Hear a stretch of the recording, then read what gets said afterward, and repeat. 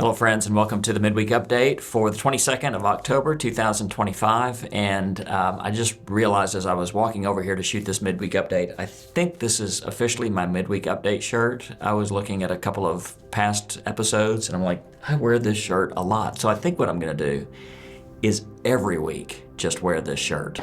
He'd happily wear the same shirt every day, but those sweat marks. This is what I wear. I think it's my favorite shirt. So welcome to our Midweek Update. Let me let you know a few things that are going on in the life of our church. And today is the 22nd. Tonight at 6 o'clock, Rusty McGee, our trustworthy Chief Operating Officer, is going to be doing a single session on Church Finances 101. And if you've ever wanted to kind of peek behind the curtain, I think transparency and accountability is all important for our church to be practicing. You can see our spending plan for next year. You can ask how we do things financially and the accountability and the structures that we have and the systems that we have in place. That's tonight, 6 o'clock. We're staging that discussion because this coming Sunday is our semi-annual business meeting in which we will approve the spending plan for 2026. So if you have questions, tonight's a good time to ask. And then Sunday we'll be discussing in our business meeting during lunch, right after our second service, that business meeting in which we will approve the spending plan for 2026. Then I want you to look ahead to October 28th is our Surviving the Holidays session that Tuesday night here in our church. All that information is online. I think it'll be on your screen as well. But if you're facing a time of joy while you're dealing with grief, this session will give you some coping skills and some tools to be ready for this time of year. Okay, so the minor prophet that we're talking about today, and I hope you've enjoyed and been challenged by the study on these minor prophets, is Obadiah.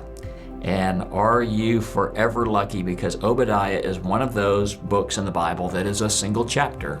It's kind of like the Jude of the Older Testament, just one chapter. So I want to go back and do a little family tree, okay? Abraham was chosen by God to be a father of a nation. Abraham had one son named Isaac. Isaac had two sons, Jacob and Esau. Jacob became Israel. Esau became a nation called Edom, okay? And Edom actually settled east of the Promised Land, and so they were long-lost family members, long-lost cousins, but they were also neighbors geographically. Okay, so now fast forward several hundred years when we get to the northern kingdom of Israel and Assyria is invading. Here's where I would tell you, if you wonder about all of this, go back and watch that resource video, the link of which is in the comment section below to give you the timeline.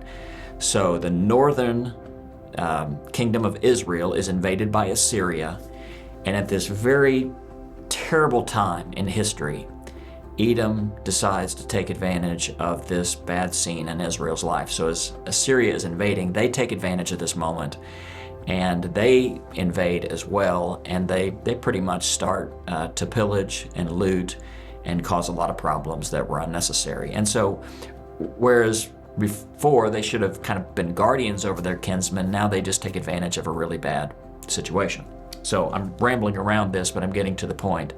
So Obadiah is written in response to what Edom did at a low point in Israel's history, where they should have defended their kinsmen. They took advantage of that situation, and Obadiah kind of calls down God's curse on Edom for doing some things that they should not have done.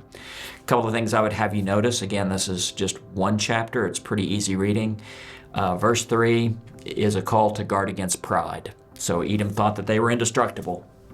And Edom, God says through Obadiah, your downfall is assured because of your pride.